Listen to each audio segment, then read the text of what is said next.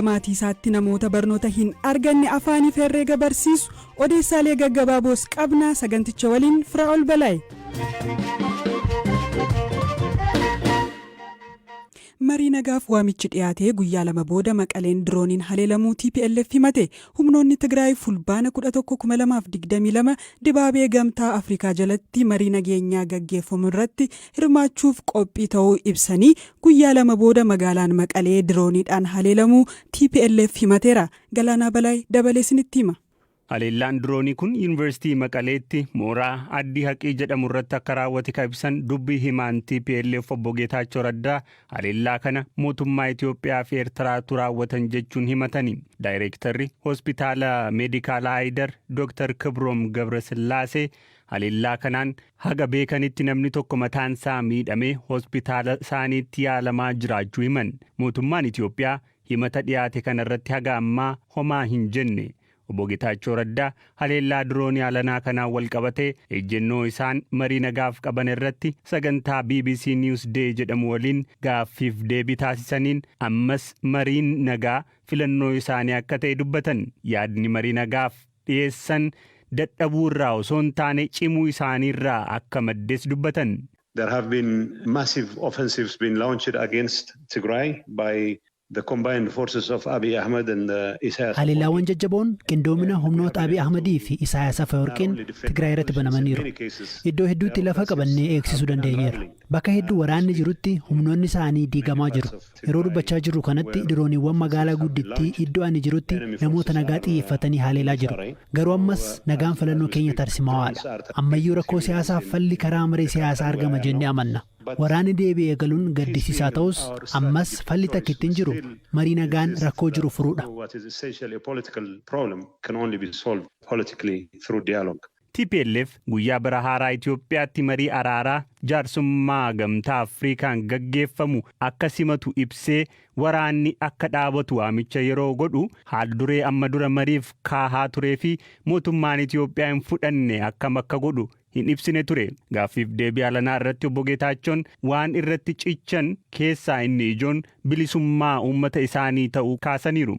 What we are insisting on is the Wanti guddaan irratti cichinu mootummaan humna fayyadamee fedha isaa uummata Tigraay irratti raawwachuu haa dhaabu kan jedhudha. Wanti nuti gochuutti jirru fedhiin uummata Tigraay guutummaatti akka kabajamu gochuudha. Wanti Tigraay keessatti shaakaluu barbaannu bilisummaa hudhaa hin qabnedha. Kuni wanta heerri biyya fakkaa'e. Warri heera biyyaa hin kabajne kana nurraa mulquuf yaaluu garuu wanti bilisummaa kana argachuu nu hanqisu kamuu fudhatama hin qabu.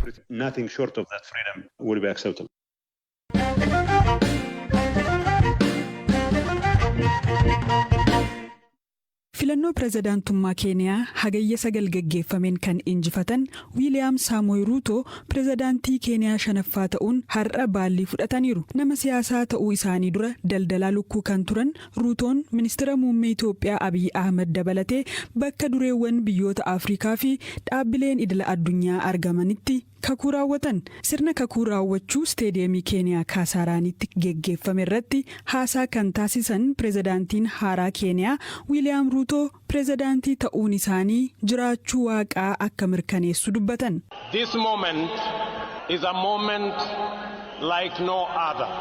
Yeroon kun akka yeroo sakaanii miti. Ayyaana Waaqayyoon as geenyeerra. As qaqqabuun keenya Waaqayyo jannata jiraachuu isaaf mirkaneessituudha. Har'a Waaqayyoon nan galateeffadha. Sababni isaas mucaan baadiyyaa pirezidaantii Keeniyaa waan ta'eef. A village boy has become the president of Kenya.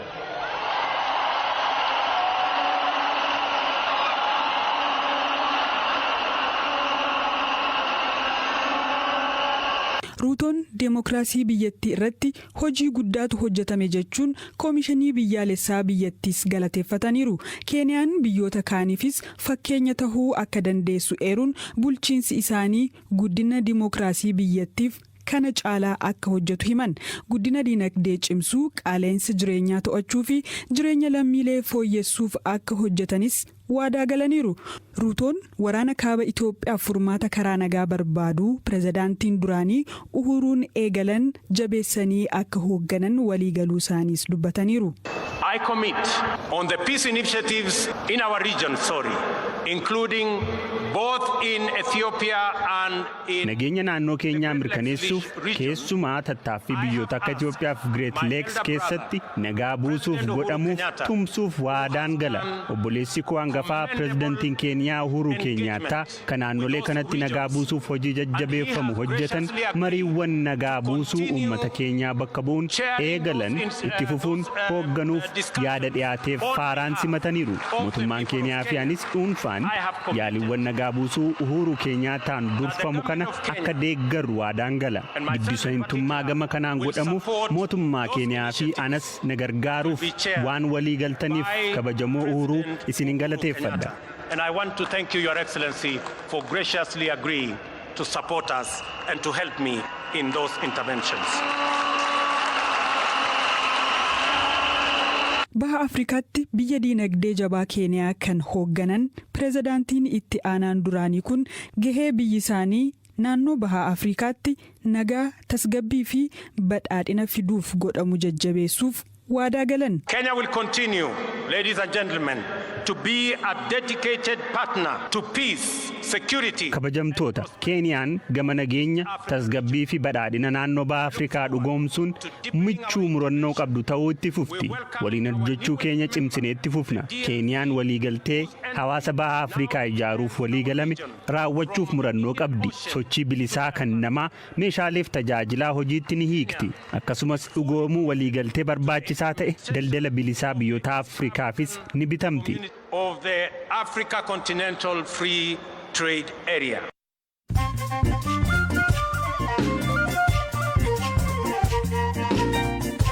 Odeessaalee gaggabaaboon isinitti hima. Kaaba Keeniyaa bulchiinsa Marsabeetitti haalli hongee hammaachuun namoonni beela'anii deeggarsa barbaadan dabaluu mootummaan ibse. Dhaabbati hongee biyyaalessaa to'atu NDMA haalli hongee sadarkaa sodaachisaa irra gahuun namoonni 200,000 ol deeggarsa akka barbaadan hime. Namoonni 70 ta'an ammoo deeggarsa namoomaa ariifachiisaa barbaadu jedhe. Humnoonni Ukraine lafa bal'aa Raashiyaan irraa fudhattee turte deebisanii haleeluun irraa fudhachaa akka jiran pirezidaantiin biyyattii Volodymyr Zelensky himan. Zelenskiin akka himanitti fulbaana keessa loltoonni isaanii lafa kiiloomeetira 2,600 ol bahaa fi kibba biyyattii keessatti deebisanii to'atan. BBC'n ragaa himame kana qaama walabaarraa hin mirkaneessine. Taayilaanditti rogeettiin akka giiftiitti uffata keewwattee sirna gonfoo arrabsuun hidhaa waggaa 2 adabamteetti.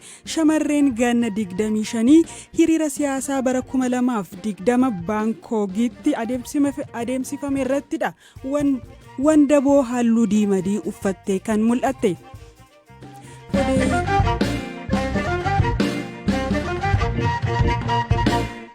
Odeessaa itti aanuttan darba. Du'a giiftii UK Elizaabeet lammaffaa hordofee mootii ta'uun kan muudaman ilmi isaanii Chaarles lammaffaa fakkeenyummaa haadha isaanii fudhachuun miira of kennuun akka tajaajilan dubbatan. Giiftiin Elizaabeet lammaffaa kamisa darbee ganna 96tti kan boqotan yeroo ta'u awwaalchi isaanii fulbaana 19 raawwatama. Galaanaa Balaayii dabalata qaba. Du'a giiftii Elizaabeet lammaffaa hordofee mootii ta'uun kan muudaman ilmi isaanii Chaarles sadaffaa fakkeenya miira of kennuun tajaajilu haadha isaanii akka hordofan wayita yeroo jalqabaatiif manneen maree UK lamaanii irratti haasaa taasisanitti waadaa galan. Mootichi wayita haasaa miseensota mana maree fi hiriyoota galma Westminster 900 ta'an fuulduratti taasisanitti paarlaamaan meeshaa jiraataa fi afuura dimookiraasii keenyaa jedhan. Haasaan isaanii kunis gadda ibsannaa afayaa'ii mana marichaa hordofee dhaga'ame. Bakka miseensota mana marichaa bu'uun dubbii kataasisan afayaa'iin mana marichaa Sir Lindsay Hoyle itti gaafatamummaa isinitti kennames haaluma kabajaaf giiftiin duraanii raawwataniin akka bahattan ni beeknaa jechuun afayaa'ichi mootii haaraatti dubbatan.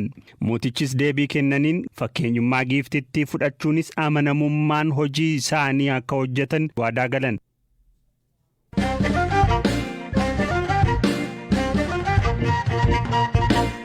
Saaroo Galgaloo Waaqoo jedhama. Godina Booranaa aanaa mataa waayamaa ganda mataa arbaatti dhalatee guddate. Mana barumsaa qophaa'inaa Borboritti barataa kutaa 11ffaa kan damee saayinsii uumamaati. Saaroon guyyaa sanbattan magaalaa Borbor bakka baraturraa kiiloomeetira 43 miilaan deemuun bakka qubsuma maatii isaa ganda mataa arbaatti gala. Guyyoota kanarratti garuu hin boqotu. Hawaasa isaa keessatti dheebuu barnootaa qabanii barachuuf carraa warra hin arganne barsiisa. Bilbila isaanii irraa maqaa baafachuullee ni rakkatu ture. Waggaa 3 keessatti manguddoota 94 fi ijoollee 123 barsiiseera. Hawaasa tajaajilu kana akkamiin jalqabe? Waayila koo Aslii Galgalootu dubbise. Gise baadiyyaa galankaanii namichi mun qabanii wayita maqaa namaa nama baafachuun beekuun namtutti maqaa nama naa baasii namni hedduu namichi nam gaafata. Yoo akkasinallee eeguu waan danda'u jedhama kana qubee waan namni beeku nam barsee maqaa nama akka baafachuun gochuun danda'a jedhee fi murteessee gaaf koronaa tamaanii cufamin jirtiin gaafas irra eegalee immoo gisa boqonna galchifaa jechumaan barsiisa. Cuma waggaa dabareelleen barsiisee ammallee waggaa kanaallee kun dabaree barsiisee jechuudha. Nam kana gargar qoodee barsiiftaadhaan jaarrolee fi ijoollee taallee yookiin nama uwwaallee mee kan irra naa ibsi.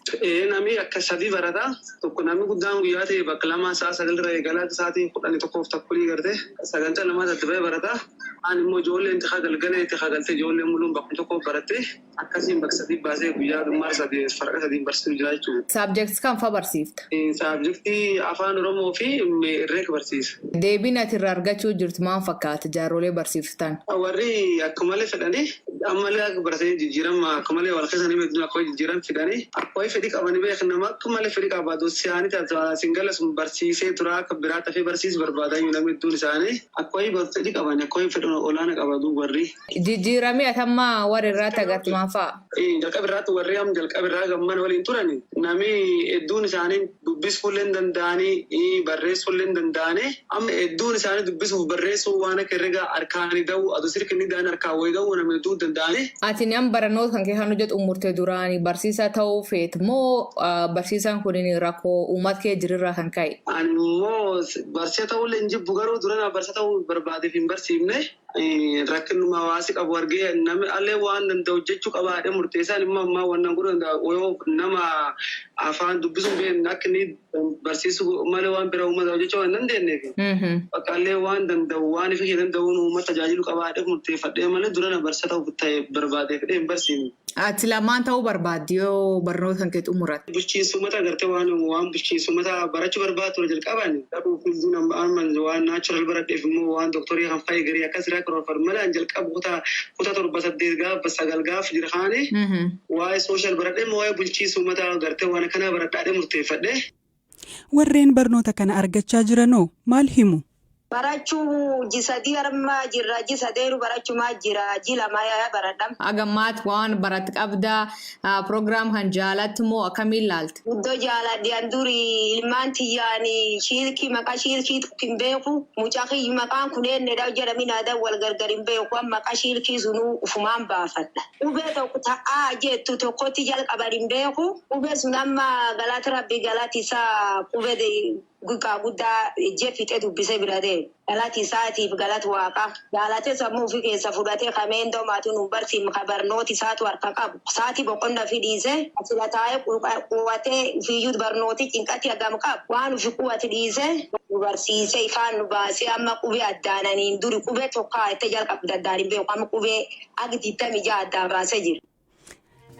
Dhaggeeffattoota keenya kan har'aaf jenne goolabnee saganticha kan dhiyeesse Firaa'ol Balaay kan qopheesse Galaanaa Balaay boor walitti dachaana hagasittuu gaariin bulaa.